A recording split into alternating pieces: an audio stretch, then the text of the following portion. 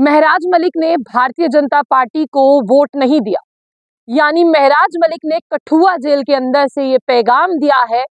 उन्होंने साफ तौर पर कहा कि मेरे पास नेशनल कॉन्फ्रेंस नहीं आई, लेकिन फिर भी मैंने जनता के हक के लिए, फिर भी मैंने जनता की सेवा के लिए और फिर भी मैंने लोगों के कामों के लिए राज्यसभा चुनावों में नेशनल कॉन्फ्रेंस को वोट दिया। हालांकि वो मेरे पास नहीं आए, उन्होंने मुझसे वोट नहीं मांगा, लेकिन मुझे ऐसा लगता है कि नेशनल कॉन्फ्रेंस जो है वो लोगों की खिदमत कर सकती है और मैंने अपनी मर्जी से नेशनल कॉन्फ्रेंस को वोट दिया है। आप जानते हैं कि जिस दिन राज्यसभा चुनावों की घोषणा हुई थी, तब भी महराज मलिक ने साफ तौर पर यह कहा था कि जो लोगों के काम करेगा मैं उनके साथ हूं। लेकिन महराज मलिक पर जो है पीएस से लगे हुए बहुत वक्त हो चुका है और महराज मलिक का वोट जो है वो कठुआ जेल से ही उन्होंने वोट डाला। और मैं आपको सबसे पहले ये बताना चाहूंगी कि महराज मलिक ने जेल के अंदर से पैगाम दिया है। महराज मलिक ने साफ तौर पर यह कहा है कि बेशक नेशनल कॉन्फ्रेंस मेरे पास वोट मांगने नहीं आई, लेकिन मैंने अपनी मर्जी से नेशनल कॉन्फ्रेंस को वोट दिया है।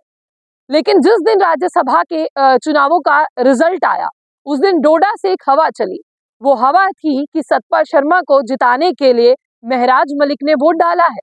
महराज मलिक की जो प्रवक्ता है, यानी जो आम आदमी पार्टी की प्रवक्ता है, और महराज मलिक की जो लीगल एडवाइजर है, वो उनसे मिलने जब जेल जाती है, महराज मलिक उनके जरिए जो है एक पैगाम देते हैं। वो पैगाम है कि नेशनल कॉन्फ्रेंस के साथ हूँ, नेशनल कॉन्फ्रेंस को वोट दिया है। सवालिया निशान और क्वेश्चन मार्क उठाने वाले महराज मलिक को कटघरे में खड़ा करने वाले लोग ये क्यों भूल गए?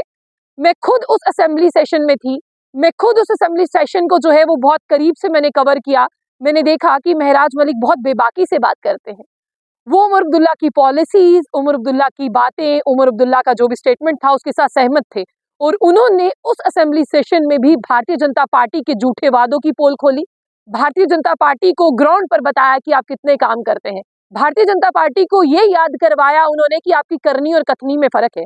आज जो लोग महराज मलिक पर सवालिया निशान उठा रहे हैं, उनको ये पता होना चाहिए कि वही महराज मलिक है जो एक गरीब घर से आया, जिसने अपनी ग्राउंड खुद तैयार की, जिसने अपनी जगह खुद बनाई, जो आज लोगों की आवाज उठाने के लिए जेल में है।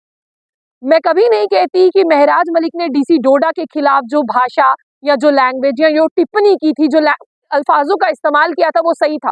लेकिन एक बात तो आपको समझनी होगी कि वो गरीब घर से आया हुआ बेटा, गरीबों की आवाज उठाने वाला और गरीबों का भला करने वाला, आज उनकी आवाज उठाते उठाते जेल में है। क्या आप में से बहुत सारे लोग महराज मलिक के परिवार से मिले हैं? उनके वालिद की उन आंसुओं को पोंछा है? आपने ऐसा कुछ नहीं किया, ना उसके परिवार का साथ दिया, ना उनके परिवार के साथ खड़े हुए, सिर्फ उनके बारे में बातें की। और आज जब उन्होंने अपना vote as a MLA cast किया है, तब भी आप कह रहे हैं कि उन्होंने भारतीय जनता पार्टी को वोट दिया। अरे जो शेर की तरह दहाड़ के भारतीय जनता पार्टी को कटघरे में लाकर खड़ा करता है, वो किस तरह से भारतीय जनता पार्टी को वोट देगा? और उन्होंने जो आम आदमी पार्टी की प्रवक्ता है अपू सिंह सलाथियों ने कह के भेजा है कि ना वो कभी झुके हैं, ना वो कभी झुकेंगे। ये जेल की चार दीवारें कुछ देर तक हैं, ताउम्र नहीं है। वो बाहर आएंगे, दोबारा से लोगों के लिए काम करेंगे और इसी तरह से करते रहेंगे। महराज मलिक के चाहने वाले तो बहुत ज्यादा हैं, लेकिन उन चाहने वालों का फायदा नजर आना चाहिए, उनको उनके लिए बात करनी चाहिए। और फिलहाल मुझे लगता है कि महराज मलिक को अगर बाहर लाना चाहते हैं ना, तो आप लोग जो है सोशल मीडिया का सहारा लिए बिना कभी उनके परिवार का साथ दे के देखें, कभी उनके आंसू पोंछ के देखें। आपको पता चलेगा कि जिस परिवार ने अपने बेटे को काफी महीनों से नहीं देखा, उनके दिल पर क्या बीतती है। फिलहाल कमेंट बॉक्स खुला है, उसमें जो है अपनी राय रखना ना भूले। जाने से पहले आशिक खान ऑफिशियल पेज को लाइक और फॉलो करना ना भूले, ताकि मेरा और आपका सफर इसी तरह से चलता रहे।